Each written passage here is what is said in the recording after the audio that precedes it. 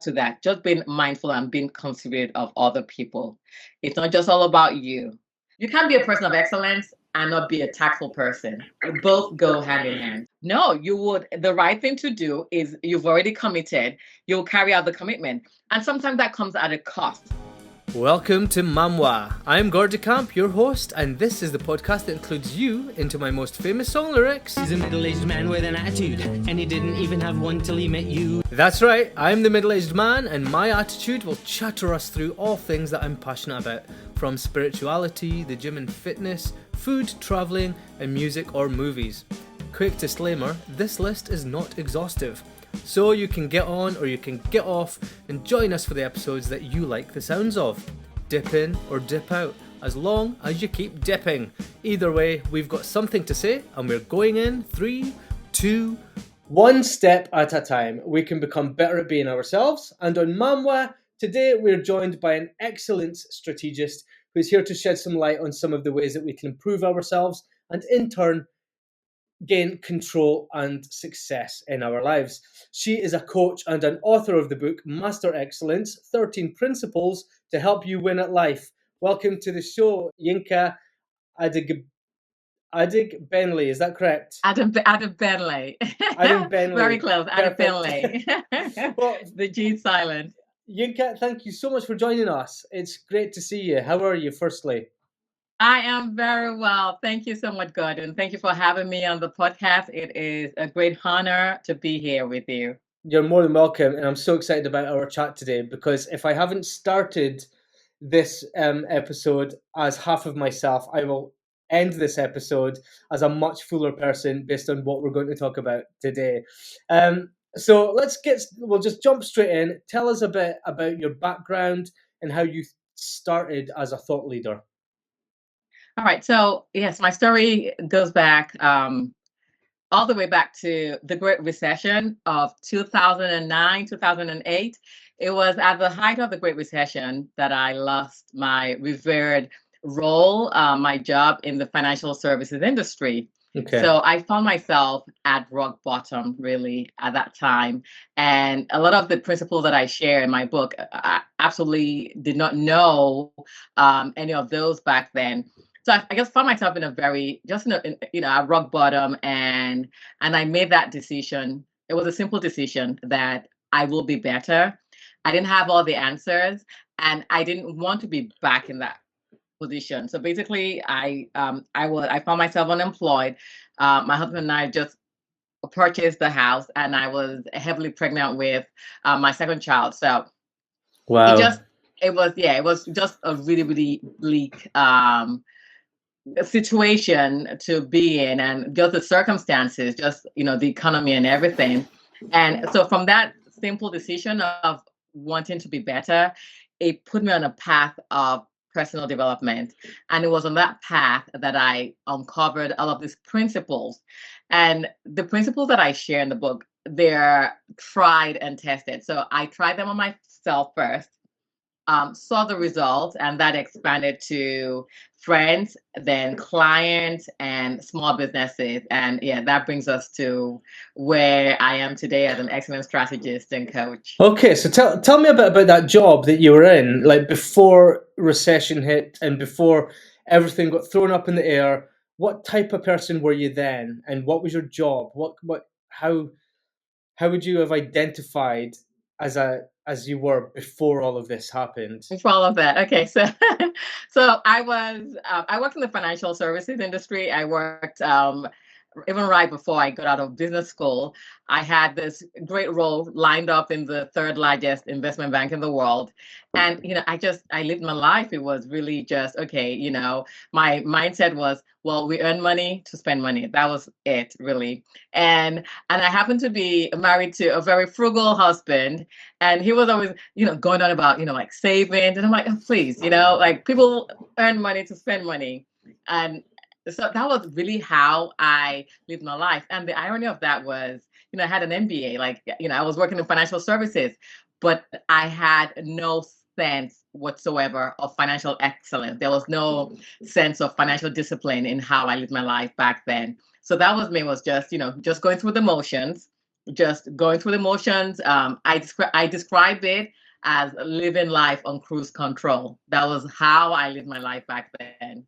Yeah, I find that is it's a global problem because as so many people around the world, we work to live and we never have that gap in between to make sure that we're safe and secure and we've got security, but until I started learning about, I'm going to call it wealth and developing and self-development and developing your own wealth and finding ways to make sure that you're using your money correctly rather than what's the point of working for it if I can't use it?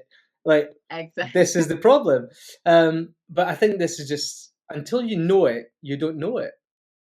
Which is true. Yeah, I like that. Until you know it, you don't know it. And it's not so much, oh, don't live your life. We don't, there's no point in working so hard and then you go save all the money somewhere or put all the money under your mattress. No, of course not. Just like you said, it's how to use money well. So the way I view money now is it's a tool. It's a tool to help us achieve the different things that we want to achieve. But then we're also stewards. We should be good stewards of all the resources at our disposal. So a person of excellence knows that, yes, money is a tool, and it's one of the many resources at our disposal, but it's our responsibility to learn how to use it well. There should be balance in everything that we do. Yeah, I agree. So you've got this great job, you're spending what's coming in, you've got security, you've got a frugal husband, which I think is probably a good balance of both worlds there. Yeah. So recession hits, and talk to me about what your initial problems became before we get into how to overcome them. What became the main problems that set you off course? Okay, so the recession hit, and I'll tell you, Gordon, I was in denial for a very long time. So because my role in my department was a very unique one. I really was the only person that held that role. And so I saw members of my department being laid off. And I thought, well, no one really does what I really do. Like this is it's a specialist, it's a unique role. So, I'll be fine. I was really just in denial. And I think the fact that, of course, I was heavily pregnant, so I was heavily hormonal as well. And then we just we just purchased our first home on Long Island. So we went from renters to owning a home and everything else that comes with owning a home in New York. And it was just really just going from two incomes to one income, basically. So the way we had lived a life before then was, we always had the two incomes, and it was like, oh wow, I guess it's just one income. Yes, I had like a severance package and everything, but it wasn't. I mean, it was nothing compared to just having that security of having an income coming in every other week. Yeah. So really, that was the circumstances that I was working with back then. And I think just to highlight something for the listeners before we get into these principles is I think we can all at any point in our lives feel that we're developing already. But even when we feel we are developing and achieving more and becoming better at life, there's always a chance that things can just be pulled away from you. And lose control of every situation because we do take things for granted, and that's human nature. Is we can get comfortable and we can realize that, oh, I'm okay now, I'm settled, everything's great, but in the blink of an eye things can just change within a couple of weeks. And I've been there as well, and I just wanted to highlight that before we get into these principles. So then you start to develop as a person. What was your initial journey before the book? How did you realize, firstly, I need to change something? And how did you decide what to change? So it was really, I remember, so with all of this going on, and again, like I mentioned, I was highly hormonal. Yeah. But, before I even get into that, I really love what you said about, things can change, Mm-hmm. because the truth of the matter is, irrespective of how, I guess, how disciplined and how we think we've mastered circumstance, life happens to everybody. Yeah. Life happens. But I guess what made my situation worse was there was no cushion. There was no sense of excellence. There was no sense of financial discipline or anything like that. But back to your question, it was, so all of this was going on, and I just kept really, and with everything going on in the economy. So what I used to do, which was because I worked in financial services, I had to be on top of what was going on in the economy anyway. So I just watched the news a lot, really, which wasn't very healthy for someone that was heavily pregnant and just and emotional. What I was. It wasn't very. So it was. So I was consuming, like the worst of information at that point, and our life follows our thoughts. And I just kept imagining this worst case scenarios. And here's the thing, I didn't realize, I thought it was just me. And I think, oh, wow, this is bad. It was, oh gosh, my thoughts just went to like crazy places. But beknownst to me, so I went for a routine checkup at the doctor's. And then my numbers were just all over the place. It was like, why are your numbers? What's going on? And I was like, well, nothing. I was like, nothing. He said, I don't know, whatever it is, like, are you under a lot of stress? Or, I was like, no, not really. And I didn't know that, all of that thinking and all of that, just thinking all those worst case scenarios was actually starting to affect the baby. Mm-hmm. And he said, well, you'll have to come back in 2 days. And he said, if these numbers and readings if they're still looking like this, I'm going to put you on automatic bed rest. And he said, the baby is not even growing as fast as she should be growing. And that was it. I was like, oh my God. For me, that was a wake up call. I'm like, okay, it's bad enough that all of this is happening, but then this is starting to affect, my unborn child as well. So that was it. That was what said, okay, you know what? There has to be changes. I didn't have any answers, but I just made that decision that day. And then that just put me on that path. The first thing, though, the first area that I worked on was on finances. So I learned every single thing I could learn about how to be a better steward of my finances. Mm-hmm. So that was how it started. Excellent. Give me your initial resource to do that. It was, I like to read books. Yeah. So I was like, okay, I'm going to get all the books that I can get on, on finances, on how to properly manage your finances. And again, this was, back in 2008, 2009. So we didn't even have a lot of the YouTube channels and things that we have now back then. So I started off with books, and then I took courses. So, and of course, my husband traveled with me on this journey as well. And so it was just, just reading books, listening to experts in the field, and just really, I was hungry at that. Like, I was just hungry. I was determined to be better. Yeah. And yes, that was it. Books, courses, and all of that. Yeah, I was the same. Like before, I mean, we had social media, but it wasn't massively self-development. It was like all the books and things were what I used. And I learned small skills. Like, have you heard of the latte effect? Mm-mm. So the latte effect was one of the first skills that I learned before I got into full self-development. And it was the principle that every day people go to work and buy a latte on their way to work. Mm. If they used a flask with instant coffee, they would save about £5,000 a year. Mm. And I was like, oh, that's so clever. I'd never thought of it like that. And just those little changes is how I started to snowball into self-development. So I'm sure we're about to jump in and get lots of these little nuggets that will help us today. So I'll just get started then. We're talking about getting caught up in daily life. And what can we do before we get into these principles then to stop and take stock of our lives? how do we know when it's time to find excellence? Right. That's a great question, Gordon. You don't have to wait until you hit rock bottom like I did. And it just reflecting on life. I think Mm-hmm. we know, like, if there's an area of your life that needs work, be it relationships, or be it communication, or it could be again finances, or there's an area, instead of just brushing it over, like, oh well, I'll get to it when I get to it. Yeah.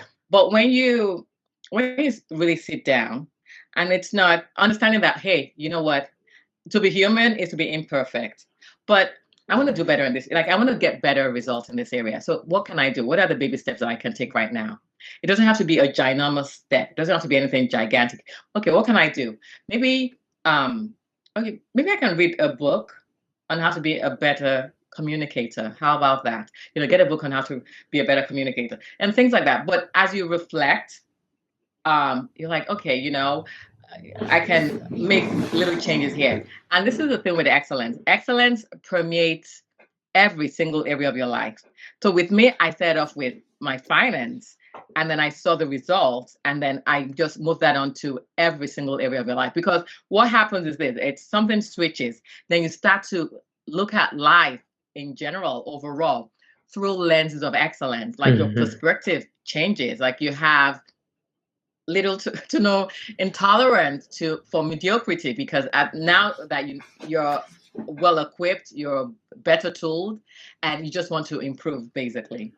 Yeah. So when we're taking charge then of, like, even our daily life, like when we're at work, if we start to improve in somewhere where we maybe will end up with a promotion, to start that snowball, because we have to do it anyway. Like, why not do it better? Like, when it doesn't take extra time from your day, you're already doing that, you're already in that position, just be a bit better at that to start. So sorry, I'm deviating. When we're doing things like this, what little things can we put in place so that life isn't just passing us by at the same time? Because it goes so quickly. It does. Like, It does.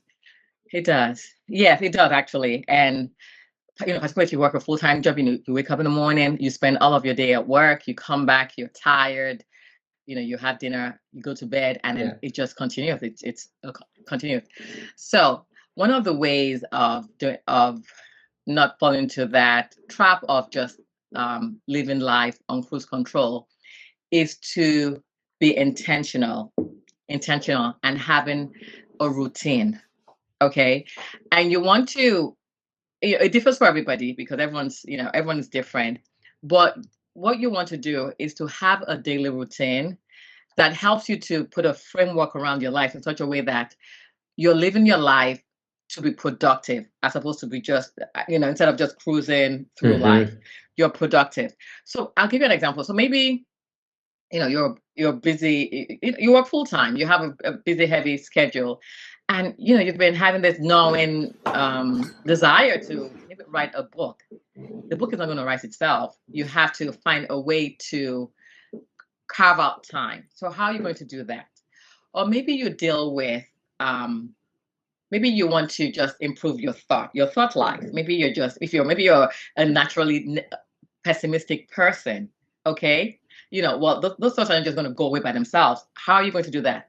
It could be as something like, okay, you have a set of affirmations daily, or maybe in the morning you set out time, when you go exercise, and you set out time to just meditate on things that are good, things that are like noble thoughts, pure thought, and you make that, you're intentional about that. So just carving out a routine, and you set out the routine in such a way that it's helping you to attain your goal, and it's helping you to become a more productive person, as opposed to just cruising through life, and then one day you wake up 40 years later and realize that, oh my God, life literally just passed me by. Yeah.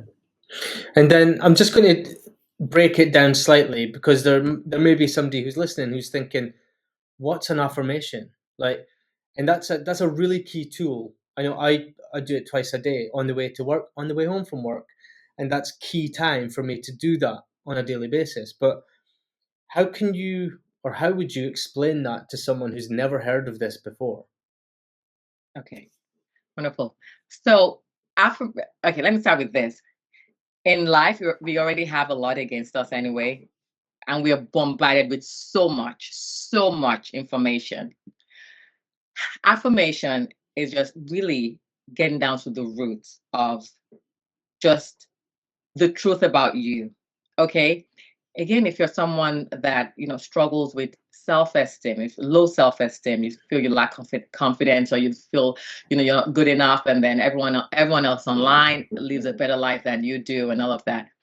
What you want to do is you want to look for truths, and you can, and you can come up with your own set of affirmations. You can get help. You can, if you just Google affirmation, I'm sure you'll see a billion different kinds of affirmation. Create your own list. Create your list of the truths that you want to affirm, that you want to repeat to the point of where it becomes a reality to you. That would help you change that, rewire the neural paths. So basically what you're doing is, okay, today I'm feeling, you're like, oh man, I'm feeling down, or something. I am strong. I am wonderful. I'm a masterpiece. I am unique. You repeat that, you say that until it becomes part and parcel of you. And that bit, you might think, well, that's a bit woohoo. Well, that bit's meditating on all of the negative talk, all of the negative chatter. You're not good enough. Look at that person. They're better than you. Why does this keep happening to you? Oh gosh, you're 40 and look at where you are. It beats that. But when you get the affirmations and you're not just reciting them now, if there's work that needs to be done, you do the necessary work, because the affirmations by themselves won't change you. As you affirm that, it changes something in your subconscious, and the totality of your being starts to move in the direction of the affirmations. I hope that sort of explains it. It does. And I think I just want to add to that. Like you mentioned earlier about pessimism and the news. So my head was going in the background there. And there's a lot of things that we do before we kind of really get into this journey that we don't realize we're doing, like watching the news. And 95% of any news channel you watch is negative. It's only the last 2 minutes that's a positive story. It's never the whole show. And the people around us are all, not all pessimistic, but can be very negative. And we maybe spend years before this journey starts thinking, oh, I don't want people to think bad of me. And then you hear people say things like, who do they think they are? Who do you think you are? And that makes us hold back from doing things like this. And I think a key tool that when I first started was, what do I already like? Instead of combating all the negative that's already there, what do I already like? What do I already believe about myself? And those affirmations just started the spinball, because I wasn't combating my own negative self-talk. I was just reaffirming something that was already there to make myself that little bit better than I wanted to be. Does that make sense? It does. And there's so many studies that show as well that really the only way you can change your thought with a thought. Yes. You have to replace it. You have to replace it. And what you said about the news, that it's so important. And I'm in the know.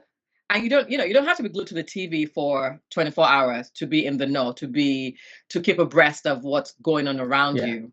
You don't have to do that. So I don't, just from my experience from many years back, I don't watch the news, but I'm still on top of everything happening around me. There are ways you can do that. There are ways you can do that, but you don't have to consume all of that negativity. Because it's not good for you. It's not healthy for you. And one of the reasons why I love affirmation so much is you have to, because yes, you're right. Particularly if you grew up in an environment of where it was you're just bombarded with so much negative information, and people around you were just all negative. You really have to sort of intentionally remove yourself, carve out time and then write down some truths about you, or even things that you want to be. And then you affirm that and then work towards that. Because otherwise, because that's really the only way. That's, you have to believe that, if everyone around you, if they're all unkind, and deep down you're like, no, I'm actually a kind person. You might not believe that at first, but you have to affirm that long enough, and then in no time, the rest of you will catch up with that. Your actions, your choices will be kind choices. Yeah, definitely. And just to back up what you were saying, I've not watched the news or read a newspaper article in about 15 years. Wow. And when I first started, it was difficult because I used to watch the news in the morning and after work, and I'd read a newspaper on the bus on the way to work. And people would say, well, how do you know what's happening in the world? And I'm like, somebody will tell me. If it's important, somebody will tell me. And I can't remember where I read that, but I was like, I'm going to try it. And it became so much easier to transform my mind when I wasn't filling it with all this negative talk from around the world. But yeah, I love that. So, as part of having integrity with ourselves, then, and we need to stay dependent on ourselves as well as other people. It doesn't happen overnight. This is what we're saying, and it's a journey. And as long as we're prepared for that journey, we will continue to work on this. But what would you say are the building blocks to becoming that person who you can trust yourself before expecting other people to trust you? Okay, that's a great question. So, some of the building blocks is really coming up with core values. Your core values, and core values are just guiding principles, framework to help you live your life. They affect the decisions that you make. But again, living your life with intentionality will require you to have certain core values to live by, and that will shape you in one way or the other. Even if you haven't really thought about the core values that you want to live your life by or want to be known for, you are living by some core values right now, beknownst to you. So it's really just, it's sitting down and identifying the kind of person that you want to be. I'll give you an example. So some of my core values are excellence, integrity, generosity, and just being kind. I want to be known as someone who's credible. If I say I'm going to do something, I'm going to do it. I want my word to be able to hold water. Yeah. And that's how you build credibility. So if you identify those core values. I also want to be known as a generous person. Of course, I'm not going to not be generous to the detriment of your own, financial well-being or self. But if you want to be known as a generous person, it's not even just about money. You would find ways to be generous. A person of excellence, some of the components of excellence is continuous improvement. You set a higher standard for yourself. You are knowing that you are imperfect, but you're not just going to live your life in mediocrity. You're doing the best with the resources at your disposal right now. So those are just some of the examples of the fundamentals to help you get on this journey. I think definitely identifying core values that you want to live by, very, very important. You said something there about a dependability, and I'm just thinking about time, and this phrase that respecting other people's time and respecting your own time, whichever comes first. What's your take on becoming better with time? Because there's a high amount of us who are always late, even if it's just a couple of minutes, or they're always in a rush and their energy is always off because they're even just arriving last minute to something or just getting there just on time. It doesn't allow our energy or frequency to land where we want it to be. What's your take on that? Again, I understand. To be human is to be imperfect. Exactly. Yeah. And Yeah. I've found myself in those situations as well. And I think, really, these are some of the things I do. So if for whatever reason, I'm running late, I will let the person know. If it's just a message, even if you're driving down, if you can pull over, send them a text. Hey, I'm sorry, I'm on the way. I'll be there. I'm running a few minutes late. As opposed to, you saying you're going to be there at 12:30 and then you're not there and they're just waiting, they're wondering. But even if you know way ahead of time that you're going to be late, let them know. Yeah. That like, okay, this person's going to be late. And then don't make it a habit. And sure, it doesn't happen every single time. Because, of course, if it's every single time that you're late, then, there's a problem. And again, you mentioned about time. And I know that there's sometimes you just want to please others. So before you even give thought to the ask, you've already said yes. You've already said yes without even thinking if you have the space to even fulfill the ask. Yeah. Don't be so quick to say yes. Don't be so. If you need to think about it, if you have to look at your schedule, do that. But know that the minute you say yes, okay, a person of credibility, if you want to be known as a person of integrity, sometimes it's going to cost you, but you have to fulfill the commitment. You've already committed. You have to fulfill the commitment. God, now, the one that gets me is, okay, so you say you're going to do something.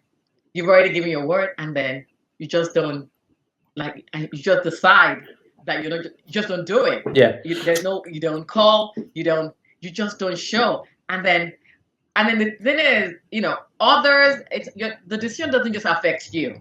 It affects others as well. So I know it behooves me because I think you just don't care, or you think, oh, they wouldn't notice, or no, when you commit to something, the only people will take you credible when you actually carry it out.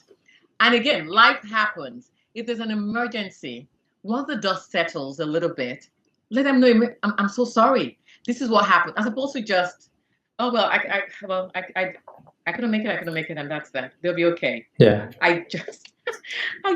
I'm sorry, but I just do not understand. I'm not even sorry, but it's just. Yeah. No, I get it. I don't get it. I don't understand how people even function like that. My nose goes out of joint when I become a second option after somebody has confirmed with me, and then they get a second option and they go with that.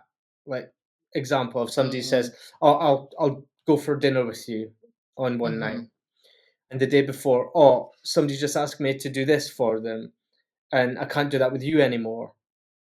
Providing it's not life or death, I'm a bit like, so you cancel for me for someone else. You'll cancel on them for someone else if that's a better option comes around. Well, you can't just cancel me because a better option came up.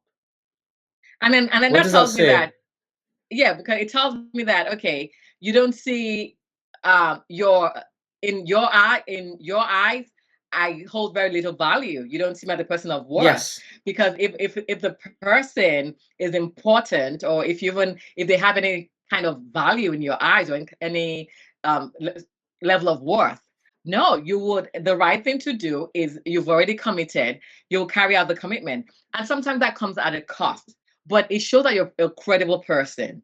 Those are some of the things that distinguishes you from others. Those are some of the things that show that you're a person of excellence, but not because, this is a better option, or I'm just going to cancel. No, that it speaks volumes about the kind of person that you are. And like you rightly said, so the other person that you canceled for, if another better option happens to show up, then you'll no, that shows that you're a person of no credibility. What you say doesn't hold water.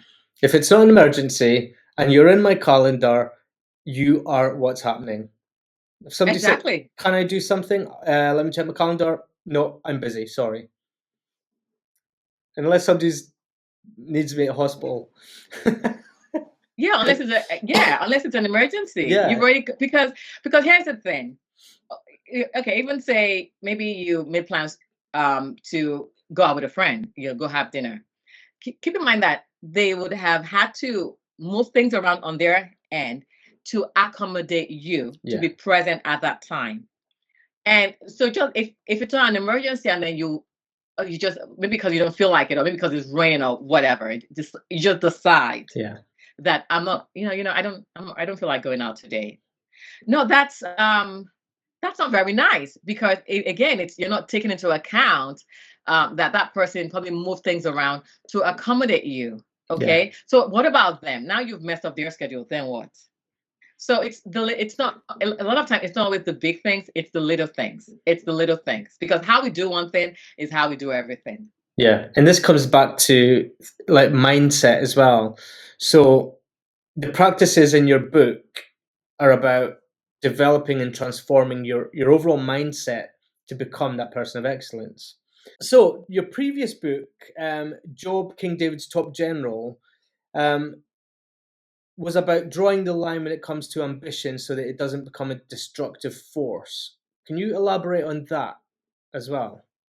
Yeah, so Joab, King David's Top General, it's a biography of a very powerful figure that lived in biblical times. So Joab was the commander-in-chief, really the king's second in command. He was second in command to King David. During those times, King David was perhaps the most powerful king at the time. He had a huge army. During his 40-year reign, he was undefeated.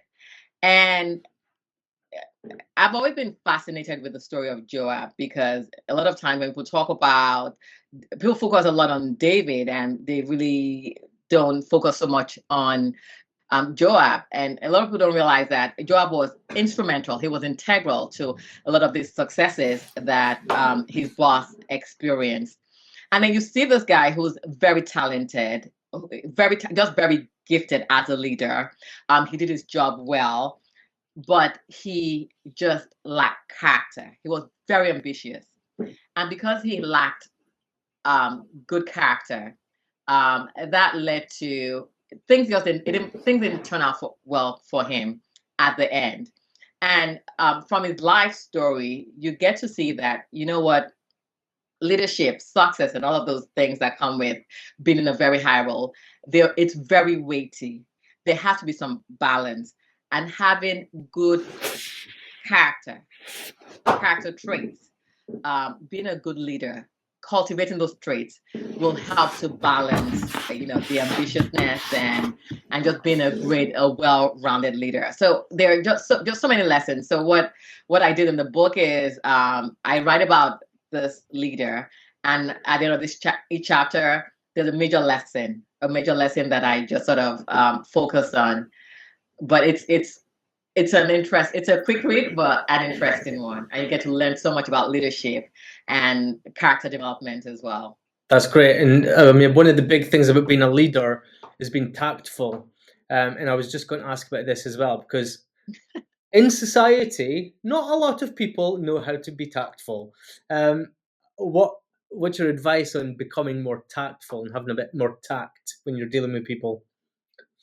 Okay, so I chuckle because it's one of the most popular principles in the book. I get asked this a lot on a lot of podcasts. It just being mindful. It boils down to that, just being mindful and being considerate of other people. It's not just all about you. Some of the examples I give in the book, I'll give you a good example. So, I've been to Egypt twice, last summer and then 2 years ago, and I remember the first time I went to Egypt, I did some research. Right before I traveled there, I did some research, and I realized that it's an Arabic country. It's more liberal compared to a lot of the other Arabic countries, but they expect that the women have their shoulders and their knees covered. So that was it. So basically what I did, it helped me to plan when I got there, to respect the culture, to honor the culture. It wasn't I couldn't have said, well, you know what, I live in New York, I'm coming from the States, it is hot, it's 120 degrees, I'm going to dress as I want to. No, I went there, I was still very comfortable, but I still honor their culture. Okay, tact, simple things like you go to the supermarket. After you're done unloading your shopping cart, don't just leave it in the parking lot. Put it back. Tact is you in the supermarket again, you pick up, let's say, a bag of grapes, and you decide that, oh, I do not want grapes. Please do not leave it in the household cleaning department. Take the 2 minutes, go put it back. It's little things like that. Why? Because here's the thing: how you do one thing is how you do everything. Yeah. Somebody that leaves the shopping cart right in the middle of the parking lot, it speaks volumes about you. It means you're very self-centered, you're very, very selfish. Because if you leave it there, how will someone park? Like, so it means somebody else has to now come push it away. Okay? But when we operate in tact, when we are considerate, again, I understand that yes, we're human, we're imperfect. Let's very quick to make amends and just do the right thing. It's the simple thing. It's nothing big, it's just little simple things in the way we talk, in the way we act towards others. It's just simple things. It shows that you're a person of tact. You can't be a person of excellence and not be a tactful person. Both go hand in hand. Yeah, and this is also a really good way for us to develop respect, discipline, and self-gratitude, because we leave those situations in the supermarket, you're like, I've just done a good thing for everyone else in that shop. Yes. And then yes, I love that. You feel good about doing the better option. As little as it might seem, people might not even realize you've done it, but you know that you went out of your way to make someone else's life easier. And, and the good thing with that is this: once you start to operate like that, you're the benefactor. Yeah. You are the benefactor. And again, you're not doing it just like you said. Maybe when you did the good act, maybe nobody saw you, but there'll be times as well, like you do that long enough, people will start to notice. Yeah. It will distinguish you, and it comes with its own rewards. I'll give you a good example. So today, this morning, it was very, very windy. I live on Long Island, New York. Very windy this morning. And I went to get the garbage can from the front of the house. And because of the wind, it was strewn all over the street, which meant that a lot of the cars couldn't pass. So, after I took mine, I didn't, the truth of the matter is I didn't really want to, but I just couldn't go back inside. I had to go around and just push it. I just, number one, because it's the right thing to do.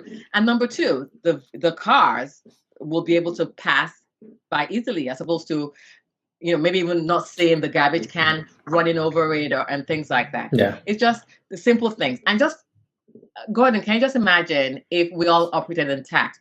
Just think about the cumulative effect. Just think about how better, how nicer, yes, how kinder our world would be. Yeah. And we're not worried about people thinking we're some mad bag person running around the road picking up rubbish. Like, you let go of that worry, and you just let go of all of that pressure that what might people think, just to do the right thing and be the type of person you want to be. I love it. I just absolutely love it. So this brings me on to worrying about what other people think. We're going to go into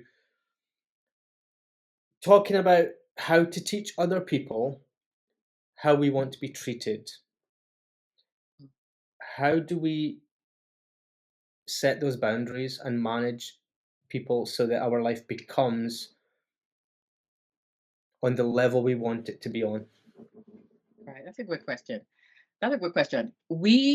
In how we live out our lives, we show and teach others how we want to be treated, but here's the thing: you only have control over you. You don't have control over other people. Yeah. And there'll be times where people will feel, well, who does he think he is? I'm still going to talk to you or behave whichever way I want to treat you and speak to you. But sometimes you have to let them know it's unacceptable. You have to let them know tactfully that no, you don't need to speak to me with such you don't have to yell when you're talking to me. Yeah. You don't have to talk to me in a belittling or condescending manner. So we teach others how they treat us in the way we live out our lives.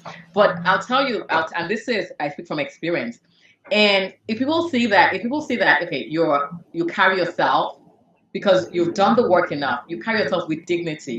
And this is not, it's not arrogance. It's not, oh, I'm better than everybody else. But just in the way you carry yourself, just in the way you live out your life, you will teach them how to treat you. And the ones that are disrespectful, the ones that have just have no sense of regard for other people, then you have to. There'll be times where you just have to love them from afar. Yeah. Yeah, that's for your own mental well-being. You will just have to love them afar, and then there have to be some strong boundaries, especially after you've told them that I don't appreciate being spoken to that way. Then you love them from afar, really. Yeah, I like to repeat someone's question if I feel like I'm being disrespected. Sorry, what did you say? Sorry, can you just repeat that? Or that's interesting. Oh, I'm not going to give a response to something that I do not value towards me. So I will just leave it. I will comment on it and I will just leave it there, but it will not happen again. Let's just. I like you, but I don't like the way you are with me.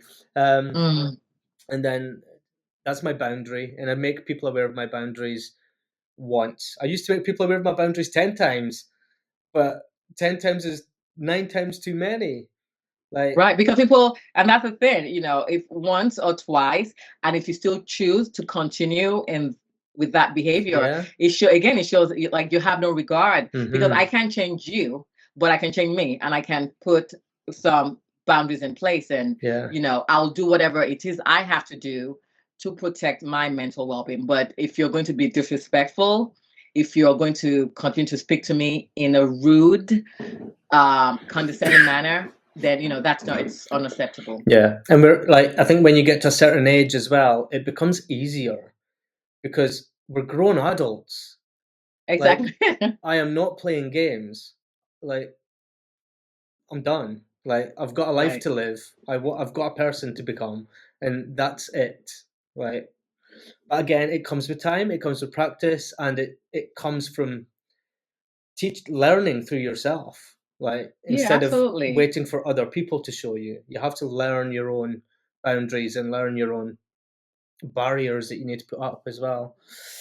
I just want to say one thing about boundaries, though. So if you're when you set boundaries for others, make sure you're not repeating the same behavior. So if you have an issue with someone being disrespectful to you, during your time of self-reflection, make sure that you are not disrespectful to other people. And how do you talk? Even if it's the cleaner at work, how do you talk to the cleaner? How do you talk to your coworkers? Yeah. So make sure you're not repeating that, which you do not want. Yeah, and if anybody's listening who's not used to that, a good kind of, I guess, rule of thumb is everyone has a story. Go and read the book. Go and ask people what their story is. Go and find out where they're from, what they're all about. How many family members has everyone got? What's their history? And what you'll find is people are so interesting.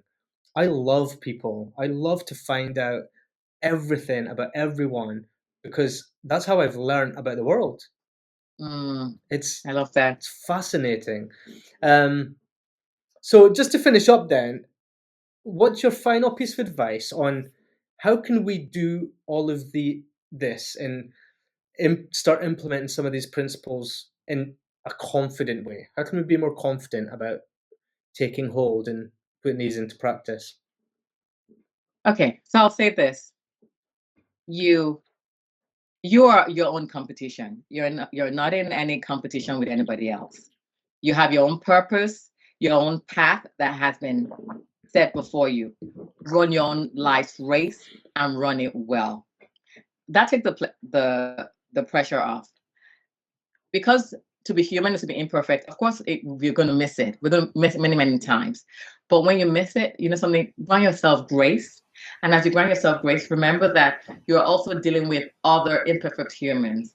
So learn to grant others grace as well.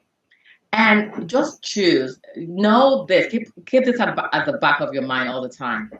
We only have this one life to live. It's a gift. It's a gift. It is our responsibility to do the most with it and to live this one life that we have to live well. Live it well. Make an impact. You don't need a huge platform to make an impact. In your sphere of influence, what are some little things that you can do? Okay, what is your legacy? Start thinking about your legacy. Once it's all said and done, what would people remember of you? And the only way to do that is to just live at a higher level, commit to self-improvement, self-development, and just being the best version of yourself. And what's your, just to add on to that, what's your personal mindful practice? Like, what do you do? What do I do? Oh gosh, at this point I have a whole routine. I have a routine, and part of my routine, meditation is part of that, the affirmations part of that, and then just this lifelong commitment to personal development, improving on myself.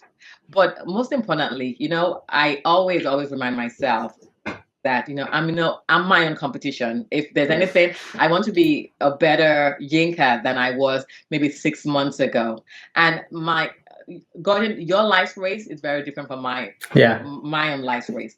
My job is just to know what that race is and to run it well. That's it. So those are some of I hope that answered the question, but that's really the philosophy that I live by and how most mindful things that I do. Yeah, and when the philosophy or the metaphor of a race even is, I like to run my own race without anyone next to me because I'm my own competition. However, I like to look across the track now and again and give someone a nice thumbs up. Yes. You can do it too. Go on, come on, let's go. Because sometimes we need people. We can't always be responsible for just ourselves. Sometimes we do need someone else to egg us on and give us a nod and take our hand for a couple of days just to show us something new. And that's why we're here today, to help you guys to learn something new, to get on your own track if you're not already. And if you are on your own track, just nudge you along a little bit quicker. Yeah, absolutely. And I just want to, because life is all about balance. Yeah. And yes, please, just to balance that out. So when I talk about just running your own race, what I'm saying is, it's particularly in this digital age of social media, it's so easy to compare your race to someone else's highlight and think, oh wow, I'm so, there's something really wrong, I'm so behind. But I love what you said. And one of the principles in the book is showing appreciation, which is, it's beyond, it's the next level above gratitude. I love that. Just, encouraging other people and not just saying, oh, thank you. But if someone has touched you in a massive way, send them a card, even if it's like a little thank you gift, just to let them know that, wow, you're doing great things. And just make it a habit. Like you go to a restaurant and you receive excellent service. Something to show your appreciation for the excellent service. Why don't you just take 2 minutes and just let the manager know that, wow, that staff, she's a gem, and she was just amazing. Thank you. Like, she was just great. Little things like that. Yeah. Just to encourage others, because yes, there'll be times when we need encouragement too. So I just thought to add that, just to balance. No, I love that. Yeah, I love a good review. Like appreciating people where it's due. Yeah, it's brilliant. So we've only just touched the surface of your book, Yinka. But can you tell us where to find all your stuff so that people can go and check out the book, check out your website? Where can we find you online? Yes. You can, my website, it's my full name, yinkaadegbinle.com. And you can find me on social media. My handle is at Ways of Excellence. So I'm on Instagram, Facebook, X, and TikTok, and all of those fun places, and YouTube as well. I have a ton of videos. I have many videos on YouTube. Same handle, Ways of Excellence, where I share a lot more on some of these principles. But if you go to my website, you'll be directed to all of the fun places where you can find out some more about me. And the book, my 2 books are available everywhere books are sold: Amazon, Barnes and Noble. I know you don't have Target over there, do you? No, we don't. But but it's available. It's available everywhere books are sold. Well, that's what Amazon's for over here. No, it's brilliant. Is there any upcoming audiobook versions of your book at all? Hi. I'm still. No, I don't have an audiobook in the works yet. So that may be maybe next year.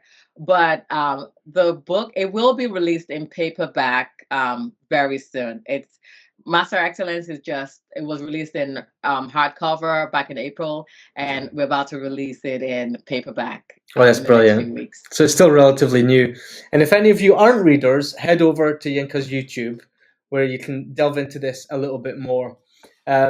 Well, Yinka, thank you so much for coming along and chatting with us today. It's been really insightful, and I'm sure you guys listening have taken a lot from that to keep growing in your lives as well. So thank you all for listening, joining us in this conversation. Keep your head high and really open your mind to the individual growth and the self-discovery. We wish you guys all the success in the world. So for now, from Yinka and myself, take care, stay well, and keep growing. Bye-bye.